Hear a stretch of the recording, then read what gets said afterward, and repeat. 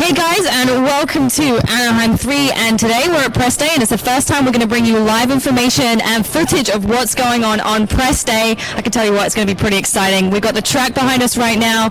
It's looking amazing out there. The dirt work guys and Feld have done an awesome job of the track. It's really different this year too, so we're going to take a look at that a bit later on. But right now, we've actually got Brett Metcalf, who's just turned up. It's good to see you, Brett. How's it been going for you?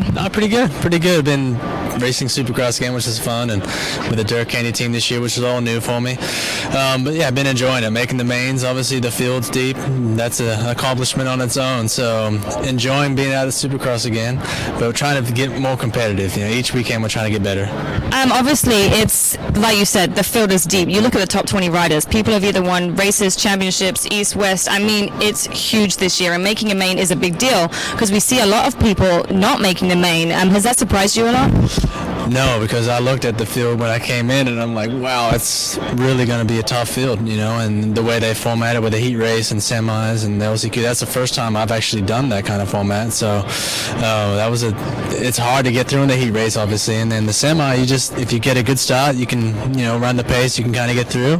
If you make a mistake or you fall, I mean, you're straight to the LCQ, and then that's just a roll of the dice, so it's tough. The short laps, the 5 laps and the 4 laps and the 6 laps and things like that, it's kind of like you're going balls to the wall pretty much. That's what you're doing. And obviously some people, they've got more endurance, some less. Is that something that helps you?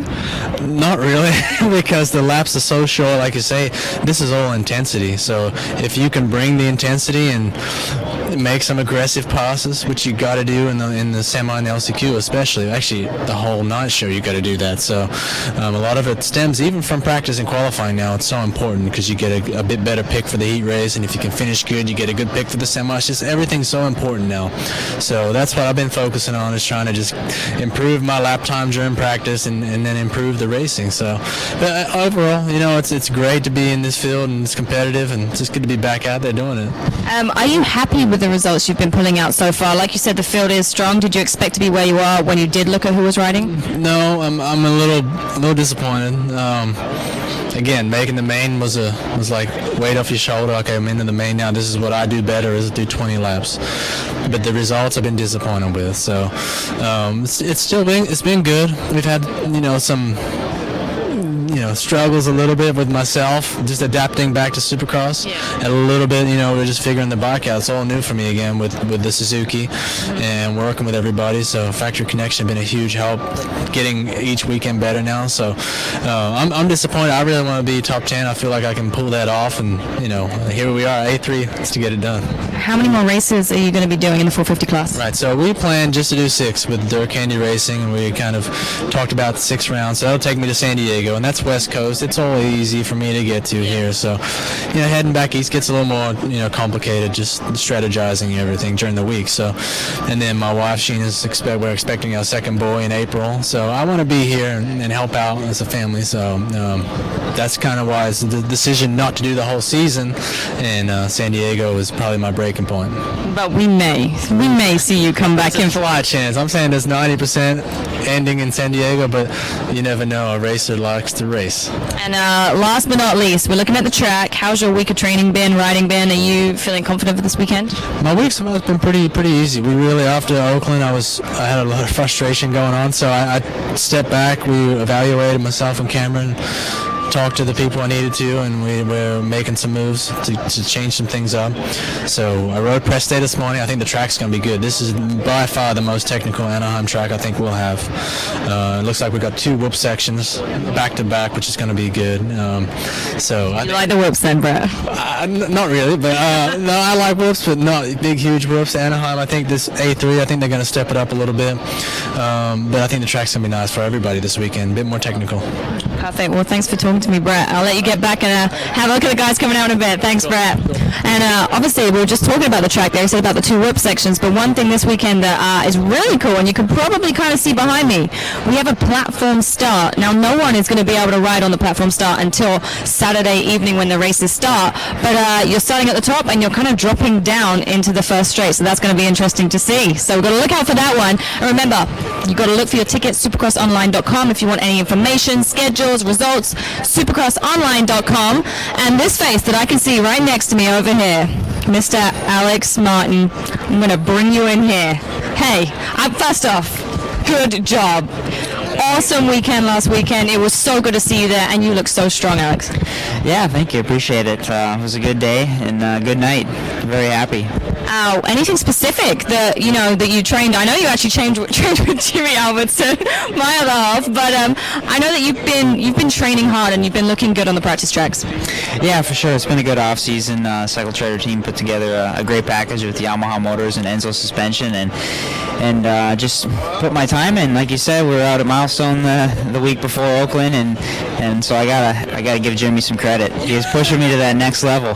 Now we had some good battles that week. We rode together Tuesday and Thursday, and we're dicing it out for sure. So yeah. Is your training schedule any different, you think, to anyone else's? Have you been running more, less? How have you been training? What do you think has brought you to this next level this year? Yeah, I don't really think it's one thing. I think I've been in California for probably 3 months, and just kind of that helped a little bit, and then the motors and suspension. I trained with my brother a little bit in the off season. I felt like the intensity that brought to my program really helped me out a lot. But yeah, it's not really just one thing, and really even the mindset that I had going into Oakland wasn't any different. I really just got a whole shot, and I ran up front, and I felt comfortable on the bike. It's the first time that's happened ever. During the race, though, obviously, like you said, you get that whole shot, and then you're leading, and you're in the top three. How did you handle your nerves and obviously try to minimize mistakes? Because I know that's when mistakes happen, is when you've got that sense of, anxiety. Yeah, for sure. I was so focused in that race. I didn't even look at the lap board or my mechanics board at all. I think I didn't really look at the mechanics board until lap 11 or 12, and I just so happened to see Cooper's pit board, and that almost kind of set me off a little bit, off my rhythm. But yeah, I just tried to stay focused and hit my marks and be as consistent as I could. I did tighten up around lap 12 and just tried to make it to the finish after that. Did you rewatch the race and go, oh, I should have done that, or I shouldn't have done this? Yeah, I felt better about myself until I watched the race. And I watched the race, and I was like, gosh, because Cooper really caught us all from way, way back. And so that was a little bit of a bummer, but he wasn't just catching me, he was catching everyone. So he was riding phenomenal, and, still can't be too bummed. I got some good TV time. Oh, you did. We saw you up there on the podium. That was so great to see. But you also mentioned you've been training with your brother. How's things looking with him and moving into, a few weeks' time? Yeah, I haven't seen him ride since probably December. He flew back to the East Coast right after Anaheim, and he's actually coming back out here on Sunday. So we'll see next week how he's looking. But I'm sure, as always, he's going good, and he's been putting in a lot of work and time. And even last year he did the same thing. He was looking good, looking fast, and obviously it didn't go to plan at the first race for him. So let's hope that he can put it all together right away off the bat, not wait 7 or 8 races to get a win. But I think he's definitely, if people are calling him out for the title, then they're going to lose some money. Ooh, I like this. Get some inside knowledge for you guys playing your fantasy leagues. But obviously the Cycle Trader Rock River Yamaha team with Christina and everyone, and Ben LeMay's on your team as well. How's it been working with them? Because everyone expects to see, all these factory teams, and you were on the podium. Yeah, it's kind of like the little team that could. Cycle Trader coming on board gave a lot of money to the team that really made things run smoothly. And then Chris and Christina, Denny, they're so organized and on it. And then my mechanic Scott, this year is the first year he's been helping me out. And then with Yamaha coming on board, Enzo, it's such a great package and good people to be around. Awesome. And your last thoughts, looking at the track, you're going to be riding it in a little bit. What's your thoughts? Yeah, I'm excited. It looks a little dry right now, but that's press day. They don't really need to water much, but I think the track's going to be technical this weekend for sure. What about the platform start that I was just talking about? What are you thinking about that one? I really don't know what to think about that thing. I guess we'll see. We'll look out for the 31 of Alex Martin. Congratulations on last weekend, and we'll hopefully see you up there again. Thank you. Good job, Alex. For the time being, I'm going to walk away, and we're going to see if we can find some other guys.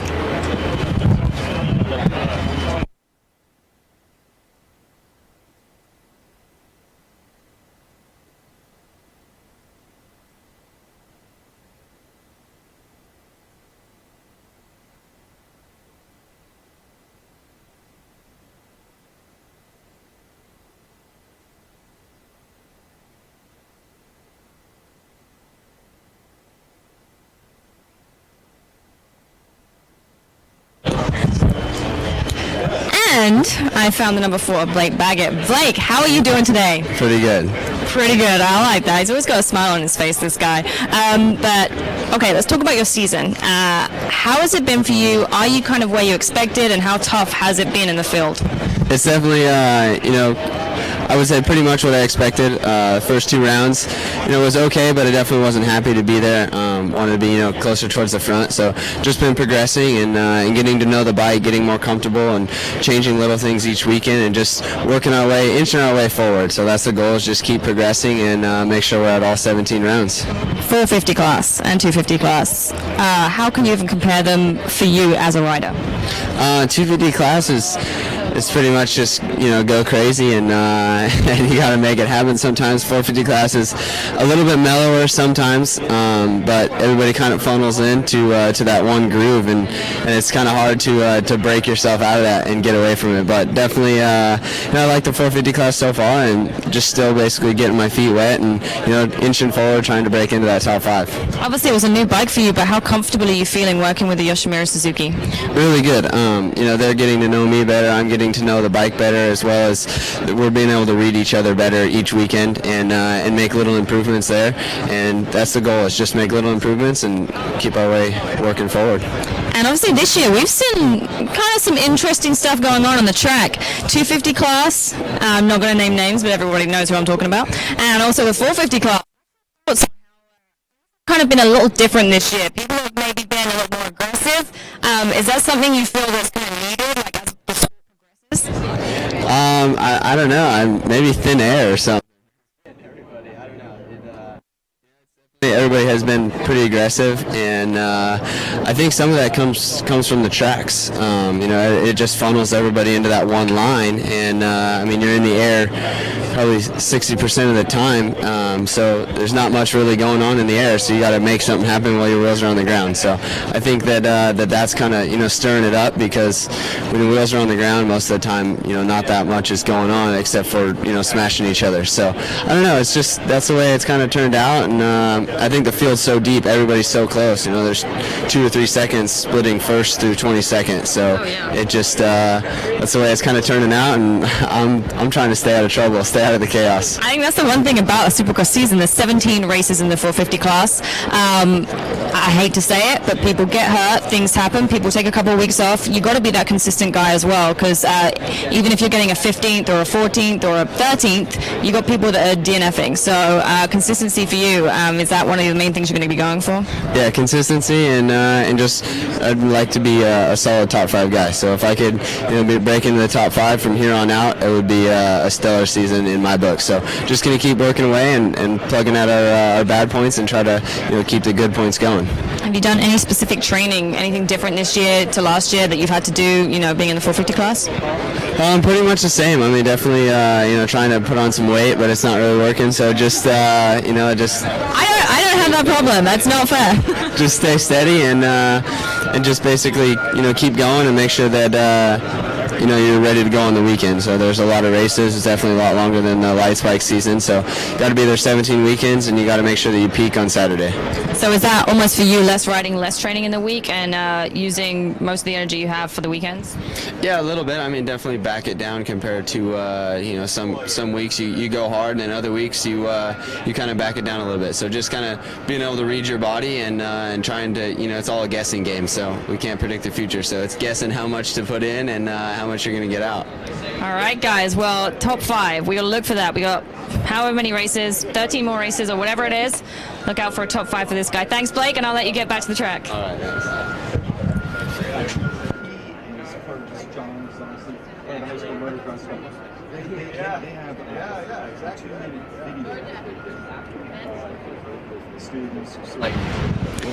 And we were talking about the Cycle Trader Rock River Yamaha team, and we had the 250 rider Alex Martin, but we have Ben LeMay, who I'm going to grab and bring over here. Ben, how are you doing? I'm doing pretty good. Yeah? And season so far? How are you feeling with it? Up and down. My speed's there, just missing a few pieces of the puzzle. Made one main so far, so that's kind of unfortunate for me. I was expected to be in the main every weekend, but then again, the competition is tougher than it ever has been. But you just got to pick it up a little bit. For you as well, making a main something that you've always been able to do, and this season there's been a lot of riders. We've got people like Josh Hill. We've got a ton of guys that aren't making the mains because it is so difficult. What's the main thing that you're going to have to focus on for the rest of the season to try and get in that main event? Is it, like a more aggression or what? Yeah, for sure. It starts and aggression. That's the two main things. I mean, like I said, with the competition being as high as it is, you got to be aggressive and not give an inch to anybody. So definitely the starts are key. You got to put yourself in a good position. And once you're there, then you kind of can hang on to it. But I've been unfortunately lacking on my starts quite a bit, and that's the main key out there. And so yeah, I don't know. I just got to get some starts. So that's what we're looking for Ben LeMay this weekend, is some good starts. But we're looking at the track right now. We've got 2 whip sections over here where they will be made soon by the Dirtworks guys, and the start is on a platform. How do you think that's going to change the start to how it normally is? Yeah, I think it's going to throw a big factor. I mean, I don't think many people have done that kind of start before. I fortunately have done it a few times in Germany in some off-season races, so I've kind of have done it before, but it's going to be pretty tough. But the good thing is nobody's really done it, so everyone's kind of just go out and just adapt to it and do it. But I'm kind of excited to see how it works out. Yeah, I'm definitely, like you said, there are a lot of the the German Supercross and things like that. They do have that platform start. But the tracks this year, they've been pretty technical, as they always are. But Brett Metcalf said earlier that this looked more technical than usual. What are your thoughts? Yeah, it is. The tracks have been hit and miss. Some are really easy, some are really technical. This weekend is looking like a technical track. You got to be on your toes, really alert and spot on all your marks. I'm hoping they build a big whoop section this weekend. They've been lacking on that, unfortunately. So I like the big long set of whoops. You do? Is that like your strong point? Yeah, for sure. I definitely am not scared of the whoops. That's one or the other. People either love them or they hate them. It's kind of like Marmite, which is English, so forget about that bit. But what else is it that this weekend that you're looking forward to? Just to ride like myself. I've been kind of lacking on that and disappointing a lot of people and myself. So for my speed and where I should be at, I just want to ride like myself, like I do throughout the week. And then after San Diego, we're going back kind of East Coast. Are you going to be heading back Midwest, or what's your plans for when you head East Coast? Yeah, I live in Austin, Texas, so I've actually been flying back and forth every weekend and riding at home. So nothing's going to change for me. I still have a track at my house and I ride there. But I'm definitely excited. Flights are a little bit closer, and I like the East Coast tracks a little bit better. They seem to flow better, the dirt's better, and everything like that. So I'm excited for the East Coast. Perfect. Well, best of luck and good luck on your starts. I'll be looking out for you on that one. Thanks, Ben. Thank you. That's definitely one thing as well that I would add is a lot of people stay on the California during the West Coast races because there's less traveling. A lot of guys live out here as well. So many people stay out here, but when we go back East Coast, it's a lot more flying for all the California people, which takes a lot more toll on them as well, because when you fly, it could be 6-hour flights, things like that, delays. That's going to be more tiring for the people that do live on the West Coast. However, the people that live Midwest and on the East Coast, it's going to be a little bit easier for them. So that's one thing to look out for.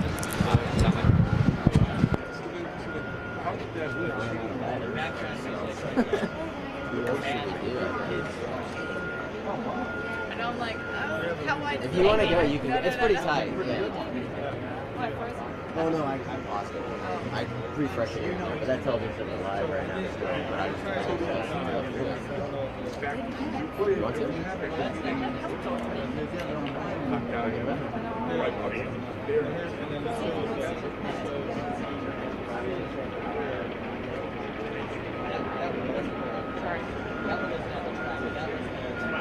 That was the first one we did. Yeah. Really? This has the design.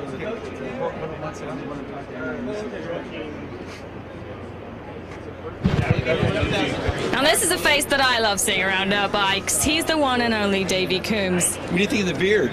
The beard, it's looking manly, Davey. It's got about 3 more days. It's my California beard. I'm getting ready to head back home after Anaheim, so it's going to be cold. I know it's not the time to shave, but it was a sort of I lost a Christmas bet with my wife, so. Oh, what does she think of it? It's pretty trimmed. You keep it nice and trimmed. Well, she wants me to keep it longer, but anyway, we'll see. Enough about Davey Coombs' beard, you know. I've seen that you've been living out on the West Coast. You've been doing some cool things. Not living, more like all huddled in a small apartment. It's hard, you know, just going back and forth from Oklahoma. When you're in West Virginia, it's even harder. And the last couple of years, because I still have a young family, we've been coming out and staying from Anaheim 1 to Anaheim 3 rather than me fly back and forth. And, we get a lot of stuff done, some exciting little things for the kids. Yesterday, I saw you went to the Vanderpump or something. That one from that TV show. You went to that bar. Yeah, I did not go. I was drugged there by my wife and her business partner twice. Apparently there's some kind of reality show and some kind of crazy bitches and people run it or something. I may have seen that once on TV.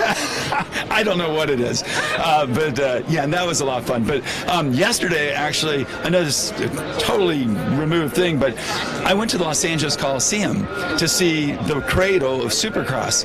It turns out there's a California Science Center there I took my kids to, but it was really cool to go back and see the Coliseum where Supercross began as we know it in 1972. And I now realize why they don't have any more Supercrosses there, because there's all kinds of museums surrounding where there used to be parking and whatnot.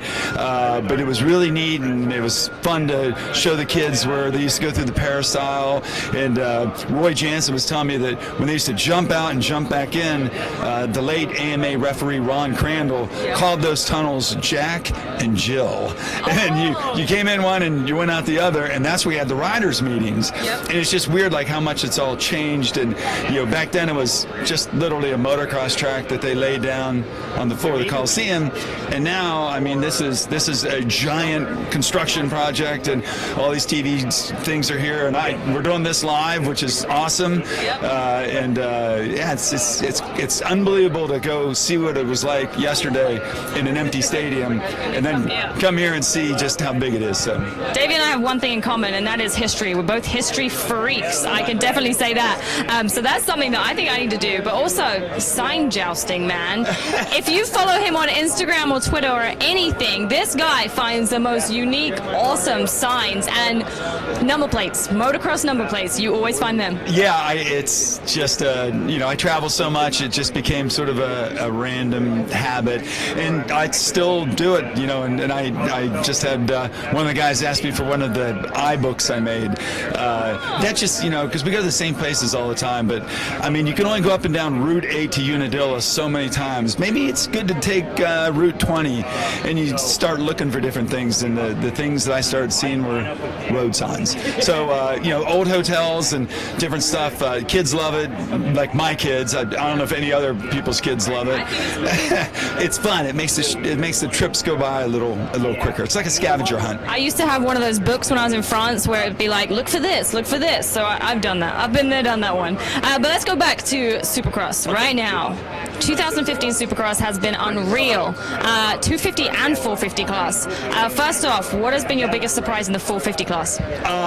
My biggest surprise has been I knew Roxy was going to be fast. I knew Dungey was going to be consistent.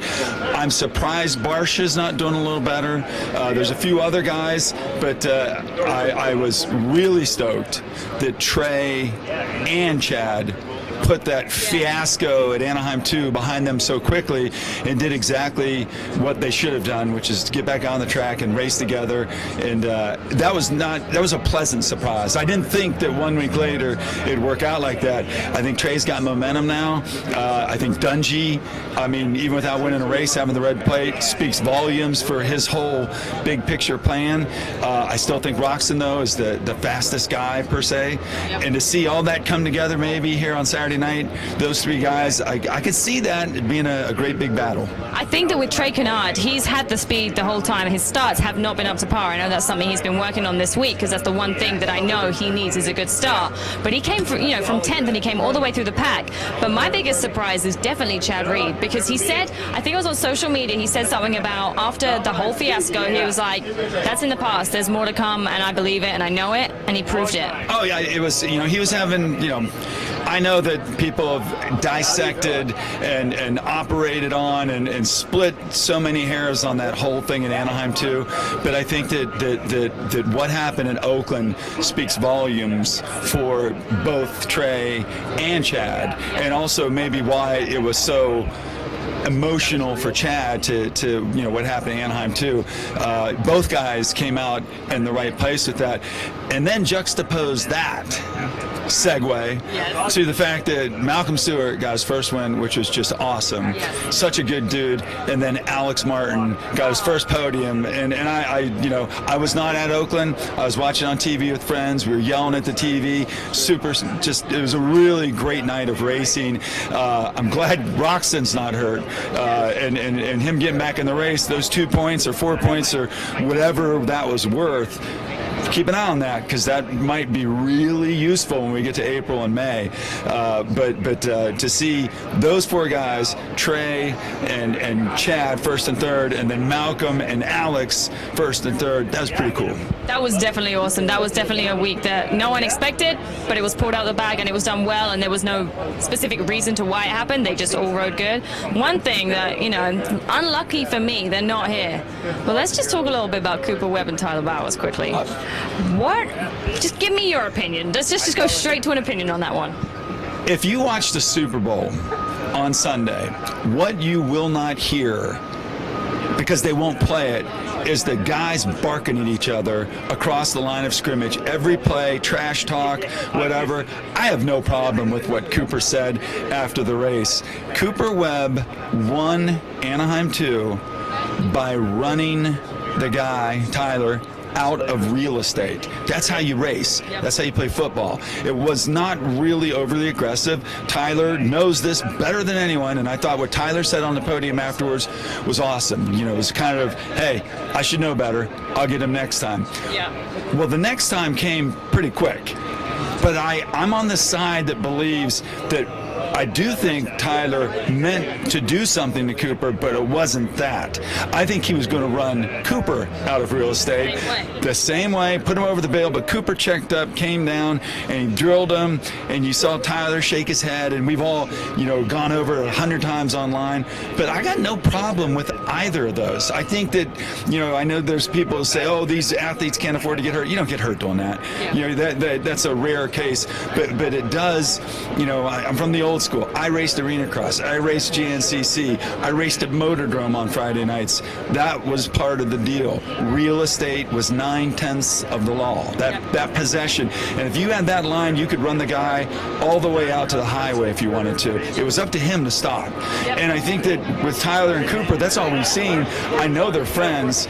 I didn't really quite hear all of what Cooper said on the podium, but it was just a guy emotionally after winning a race or getting second in a race, coming from way behind and being the fastest guy, taking a shot afterwards. And will it continue this weekend? I hope so. I mean, I love the fact that an arena cross guy's up there, and I love the fact that Cooper Webb's up there. Cooper Webb's a bombastic, exciting, cool kid, and Tyler should have had this chance 5 years ago. Yes. I think a lot of people from back east, especially Ohio where he's from, we're all glad to see him get a chance. I watched him in practice last weekend. I actually filmed him for a while because I just couldn't believe he was doing lap after lap, and there were just 52s, and he was quadding and tripling things that the 450 guys weren't doing, but lap after lap. He didn't end up with the fastest qualifying time, Justin Hill did, but he really shows his strength, and like you say, that bombacity that he has is insane, and Tyler Bowers sees it, and Tyler Bowers knows that those two, they're going to be doing their thing. Yeah, that actually actually brings me to another thing. I agree with that. I also, the Ricky Carmichael road to Supercross. There's a little bit of controversy. It's not an easy route, especially with some of the veterans that are in there to bring riders up. But I think you learn more in a weekend at Arena Cross and are better prepared in a few weekends at Arena Cross than you would be to just show up at Anaheim and be like, have this be your first race. I mean, this is a big stage. It's a big place. And I think that whether you're a kid or you're a veteran, riding Arena Cross is really helpful at this stage. Tyler getting to ride these tracks now, he gets to stretch out and gets to actually hit third gear.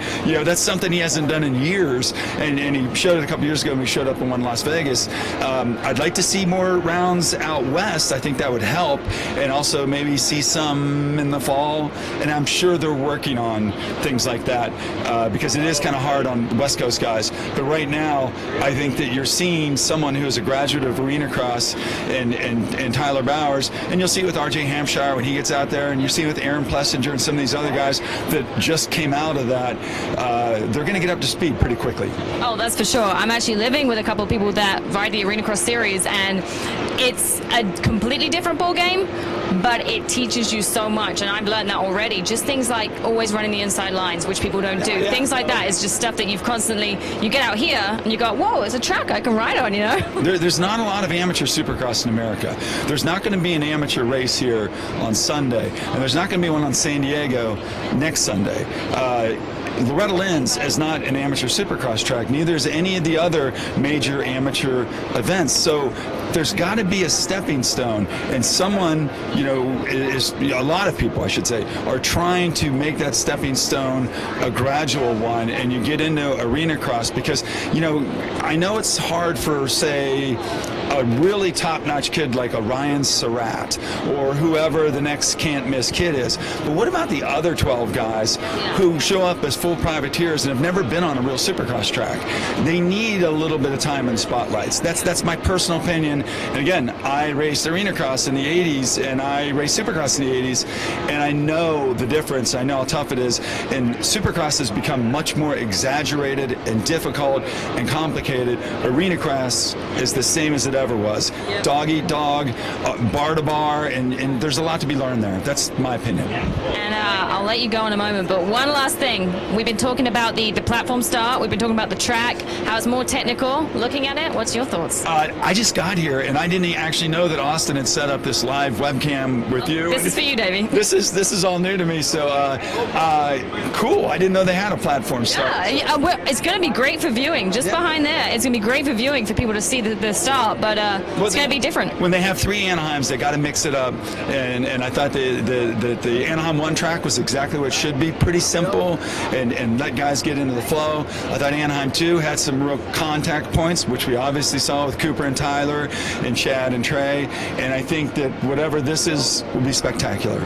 I love it. Well, thanks, Davey. He always brings back everything you need to know about motocross, supercross, anything. He's a Bible. Thanks so much, and I'll let you enjoy your day. Thank you. And guys, remember to make sure you get your tickets, supercrossonline.com, and all schedules, information, results. If you want to check out any videos, supercrossonline.com definitely. And right now they're watering the track, getting it ready for the guys to ride out there. And those things I was talking to you about, looking at the track and looking at how there are lots of little different things. Anaheim 3, like Davey was just saying, they got to change it up for every Anaheim. They've definitely done that this time. So we'll see when the guys go out there. They won't be able to do that start, but I'm pretty excited about that one. Let us know your thoughts as well. Hold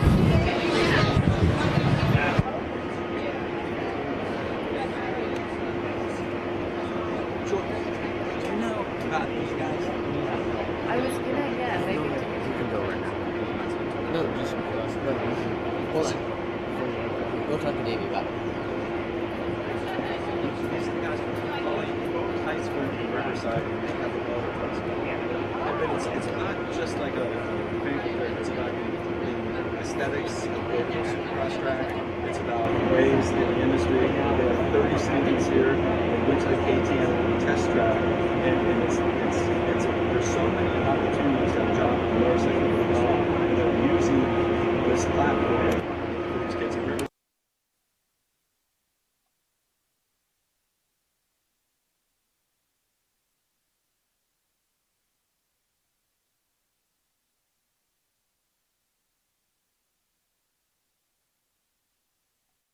But I think you should just start with Nathan Ramsey.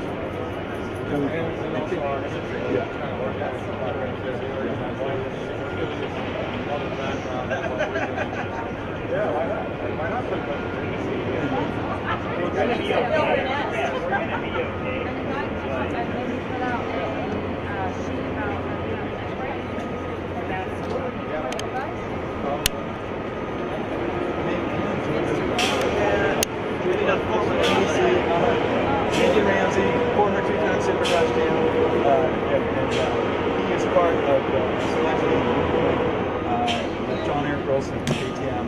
They started this conversation started about doing some kind of motocross scholastic activity, and he can explain the whole thing, and then he can bring the principal in. That would be awesome. Oh, no worries. It's telling these guys, my parents are school teachers. So guys, there's always interesting stuff going on at A press day, but today we have something very interesting. And Nathan Ramsey, you can tell me a lot about this. What have we got going on? I mean, I see a lot of guys out there with orange t-shirts, black jackets, saying Riverside on them. What's the deal?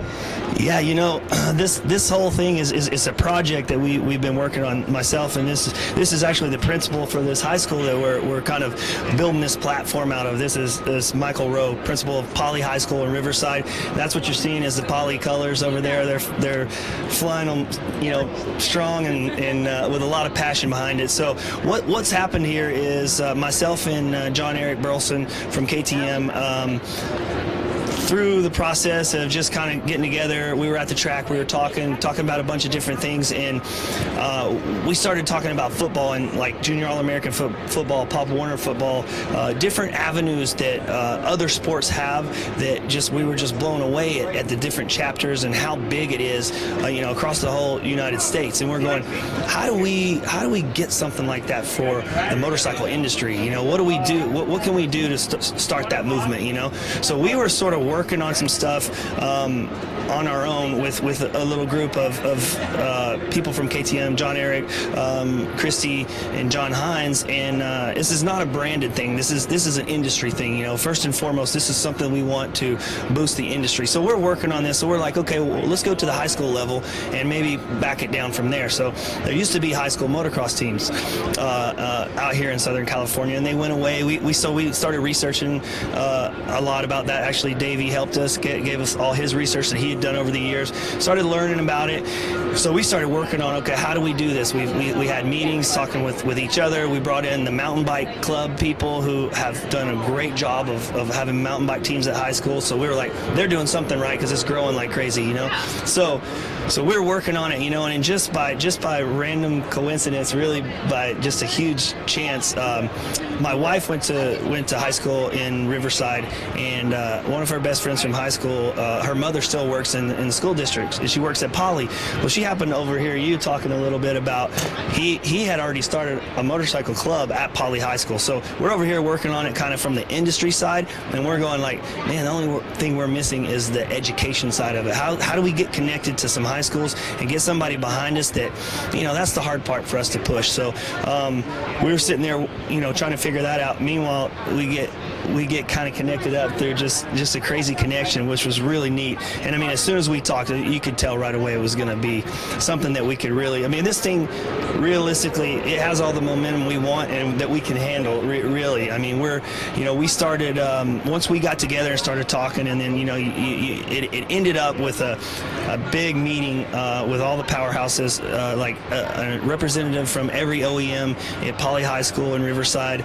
There was, you know, every OEM, there was a member from the MIC, MSF, like the real people that you want involved with this now, and then also the education side. So the thing that what kept happening was every time we get together, everyone would get so excited. It would just sort of spin out of control of the ideas, right? So we're like, we need to start doing a few things, because what we sort of as the racer mentality and the racer side of it. We were thinking of, high school motocross, and we're going to go racing, and we're going to have high school motocross teams, and they can get a letter in high school, and that's going to be super cool. But what happened as that started to unfold, all these other ideas and all these other avenues that said, you know what, it's not just about racing or being a mechanic. There's so many other opportunities in our industry that these kids would be excited to be a part of. We just got to let them know that they're out there and give them these pathways into our industry and see where they go, see where they take it. So we decided at that big meeting, like pretty much John Eric was like, okay, what are we going to do? What's our next step? So we did a field trip. We organized a field trip to come out to the test tracks over in Corona. So we hit like 4 or 5 of the major test tracks. Did you have guys riding at the test tracks while you guys were there? Well, what we did is we showed up beforehand. So what we could do is kind of put this on the students so he'll be able to explain that side of it a little bit better. But we brought about 80 students and some adults and chaperones to these test tracks. So we're all marching around from track to track, and these guys were able to get on the tracks, do measurements, look at pitches of jumps, angles, distances, all this scientific and mathematic side of building a track. So the first project is the idea of designing the ultimate Supercross track. So all these kids come out. So once they got to walk the tracks, then the riders started showing up, and then they started riding. So it's all video documented, and it just was a really good success, and something that we already knew was brewing. As soon as we did that, it was like, man, this thing could really spiral, like in a good way, you know what I mean? So he can explain a little bit about how the project is going, but it's basically just a hashtag PolyMX project, and it's kind of like we're building this platform with Poly. We don't want to hog it with Poly School. Like I said, it's an industry-wide thing, but it's also we want to spread the love. As soon as we build this structure, we want to be able to hand it to other high schools and go, look, if you guys want to be involved in this is huge for us here. And then also not just keep it in Southern California, like just let's take it as far as we can. I was going to say, you're going to be inundated with people that are like, Mom, I want to go to Poly High School right now. Yeah. They're hanging out with Ryan Dungey on a field trip. That's not fair. That's awesome. I'm going to jump in the middle of you guys. So you are the principal, Michael. And for you, were you previously into motocross? What's your background? How did this come to you as well? I used to ride back when I was a kid, and this was one of those areas one of the few areas I think growing up that I really connected with my dad on. And so, as I got in, never thought I would end up in education, never lost the love for the sport. And when I got to Poly, there was just a huge element of students, and I don't think it's just at Poly, but I think it's everywhere, that here's a sport that they love, they've grown up with, and we've never quite done anything to support that, where we'll support traditional bat and ball sports, but when these kids go out there every weekend, they train during the week, and they give their heart and soul out there, we had never done enough to reach out there and connect with them. And so, the marriage with Nate has just been unreal, and the support that we've gotten from the industry and the opportunities that we have. And for me, I think the long-term piece was letting these guys know, because we have a challenge in this industry. When you've got the average age of the rider is 36 years old, from a sustainability standpoint, it's in the industry's interest to reach out to the youth, and it's in our interest to make sure that when that opportunity comes, we make the most of it. And for me, outside of the race aspirational side, there are multiple pathways into the industry. Prime example, we have a first responder course at our site where a lot of our kids are out there every Friday night. They're wrenching on football players and doing that. Why can't we use the existing system that we have right now, line it up to action sports, so that we can go from mountain biking to motocross to skateboarding, and really aim at the interest and get the kid back into school and go, what you're doing here is relevant.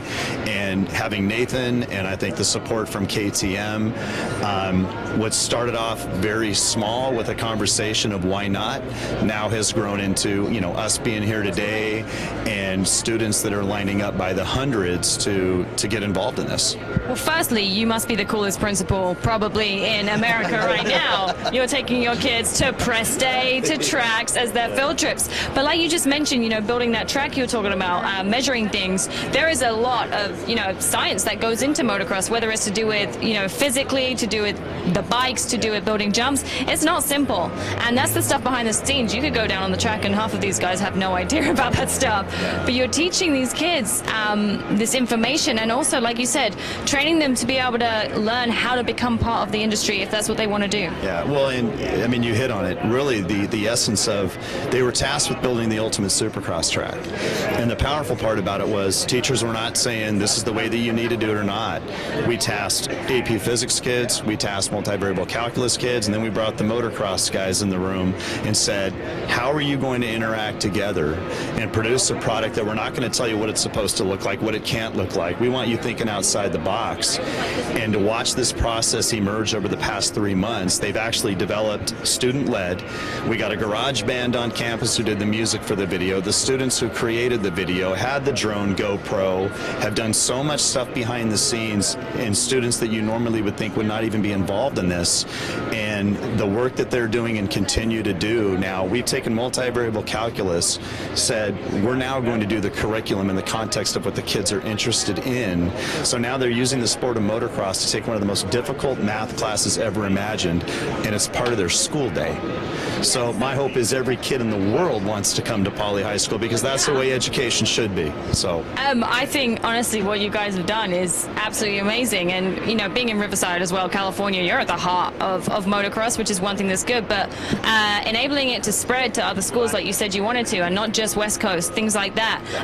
What's the next step for you guys on doing that? So, and this is the killer part, I mean, this is now the students have generated, so the video that I told you about, that's all linked to a hashtag. And so this coming Saturday in Anaheim, we're going to be set up in the pits, and every kid who comes by, we're going to hand out a promotional. They can basically scan the hashtag, and we're creating contact information for students all over the state of California, all over the country that are interested, can go put their information in there, and then we can develop a package to help and work with their schools and say, look, there's a way to do this, and there's a way to promote it academically, so the academic world can look and go, aha, let alone the kids that are out there that are doing what they're doing, we can find a way to celebrate them and connect them back to school. So the point is, it just can't be about Riverside Poly, but we're starting. We're very okay with it starting with us, no doubt about it. That's awesome, and you know, previous champion hanging out with the kids. What's the reaction and the feedback that you've had from all the guys? It's really amazing. Like I said, like you know, you take it from, I've sort of said it to people who don't even really care about motocross or don't know that much about motocross, supercross. I've said it to those people. I've said it to people in the industry, and every time people are just like, that is such a great idea. Yeah. Like they're so excited about it. They want us. Well, how are you going to do it? You know, this is something we're developing as we go, and it's just been all positive feedback. I mean, every industry person that's heard about it and sat in a meeting has walked away going, man, like whatever I can do to help, let me know. I'll do it. I mean, it's been really encouraging, and every step of the way, like, you know, from the meetings to that first field trip and to here, it just you can just feel it starting to get, you know, more and more momentum, and you know, this thing hopefully, you know, develops into something that is nationwide. And you know, I mean, the bottom line is just a bigger industry, an industry that's more nourished in knowledge, in ways to be better in every avenue, from gear to safety to track build to bike modifications and just the make of the bikes, and you know, just you know, even the average rider who comes out here and races and sort of wasn't as involved in school as he could have been, now he can still stay involved in that and still stay on top of his racing.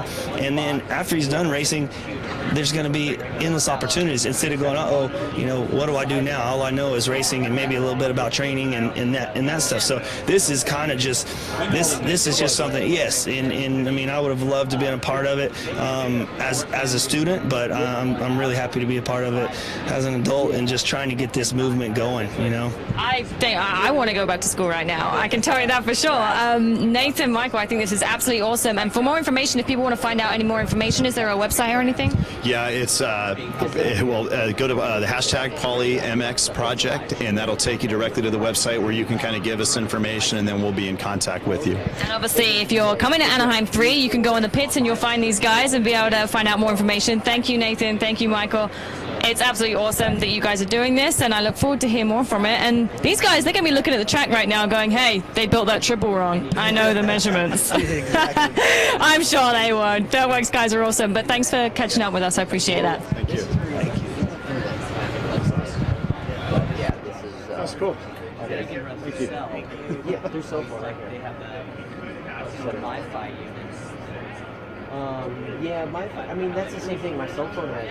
The reason why if I do it, I do the iPhone 6 because it has the fastest SD chip. I get any film, anything, pretty fast. Wi-Fi from here to there. Set it all up.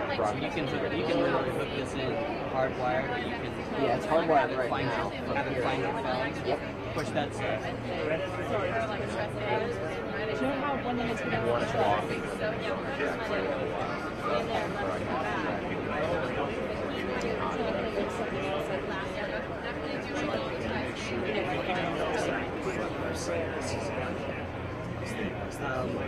I could probably.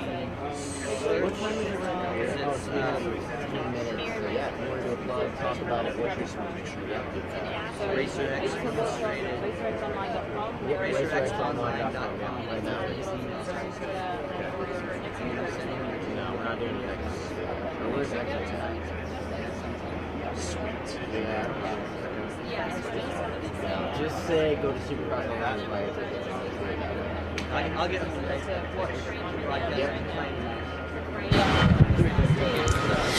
And we have the guys coming out on the track. They're just leaving the press conference right now, and they're headed down to the track, and they're gonna get the boots on, helmets on, goggles on, and gonna be jumping out on the track. And if you want to watch this press day, the riding, make sure you check out on RacerXOnline.com. But you guys are probably already on it because you're watching this. That was clever of me, wasn't it, right there? But supercrossonline.com, you want to buy your tickets if you want to come to the races. And obviously, we have we have a ton more races pretty much. We have like 12 races to go. So make sure you buy your tickets on there. And for more information on anything else, there's all sorts of videos. We've got Miss Supercross Diana Dahlgren. She's on there. There's videos and all the Monster Energy riders as well. So check that out for more information. And in the meantime, I'll let you guys take a look at the track, and we'll be doing some riding in a moment.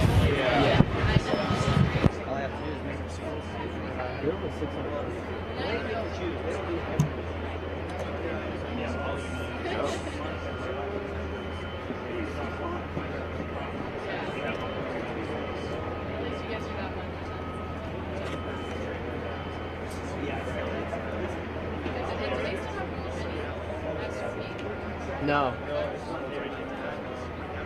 It's at Glen Helen.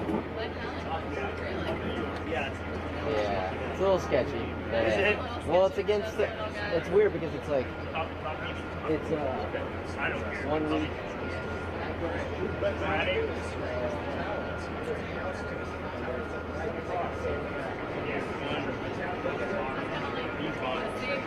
He's here, but he's headed UC.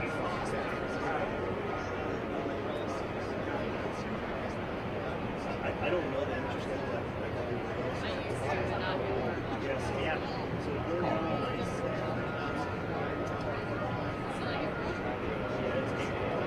It's this weekend.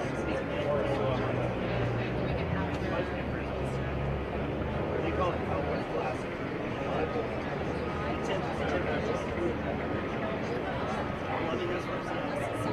So there's February.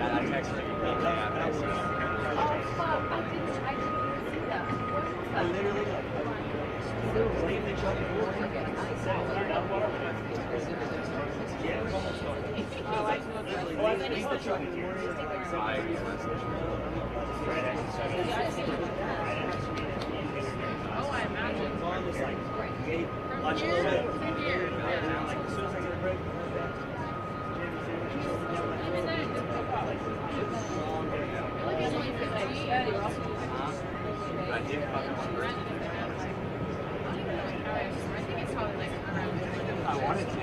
I probably did because I was on my phone. I was like, I don't think I said number. That's my first thought. My second thought was that my first thought was Well, they just take the subway to nothing really. Like nothing and everything at the same time. Yeah. They go to like, I'm not, I haven't been for years now. So, other stuff. like all the Texas. Yeah, but they go to like the regional, right? They go to I got to do like all this BBC features, like the scrub and stuff like that. Oh, yeah, That wasn't filmed there. I didn't go to this. That was first. They asked that. I'm like, yeah. When you guys need to buy some policies,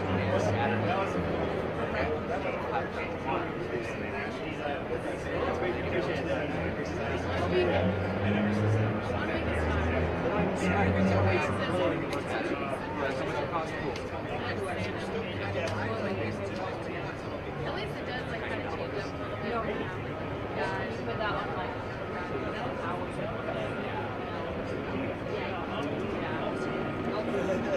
And like 100% stuff. Like you also took your job in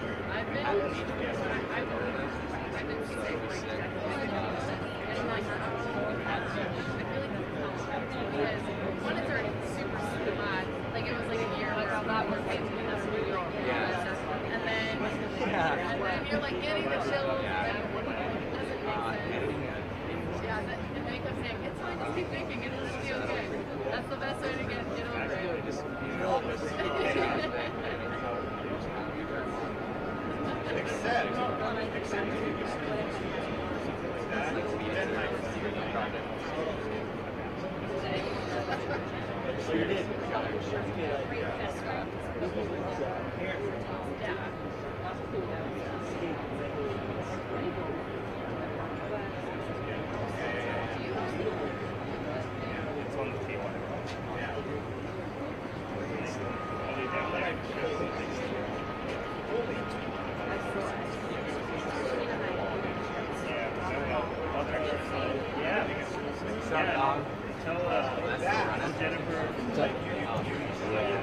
I'm gonna text you when I hit bike, go back and forth.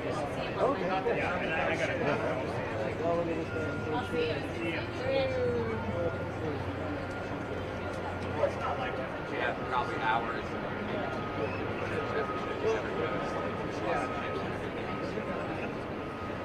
That should be made for videos, just audio conversation.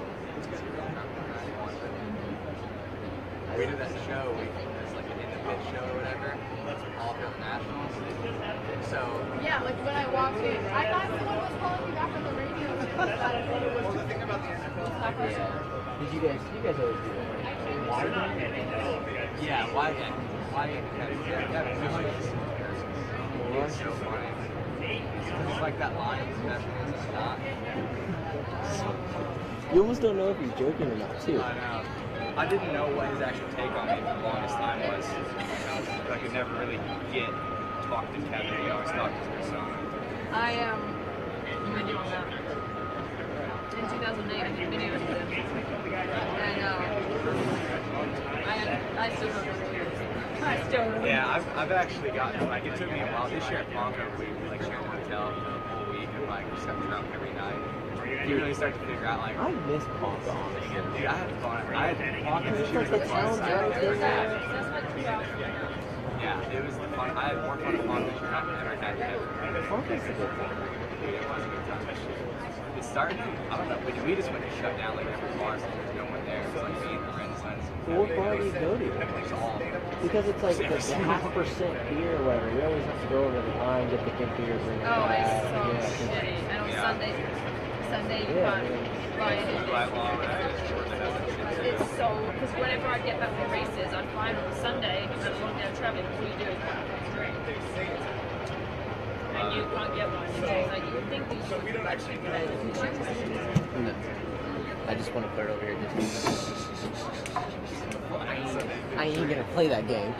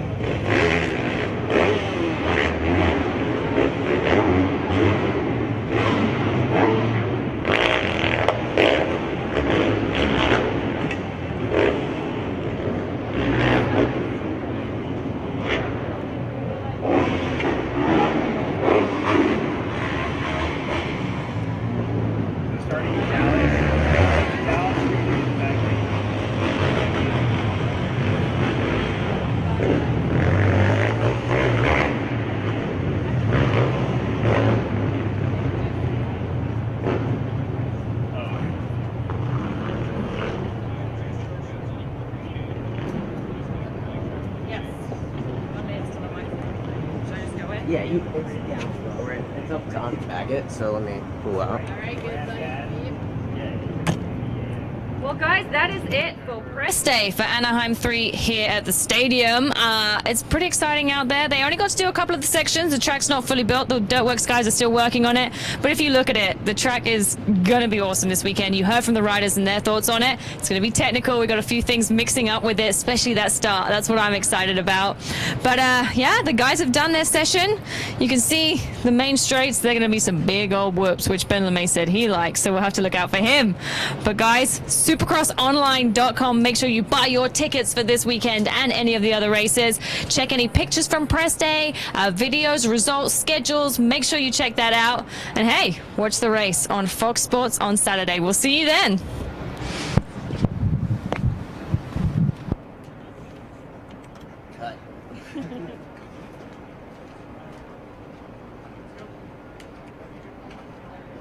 I won't say my name. Or that I'm here for someone.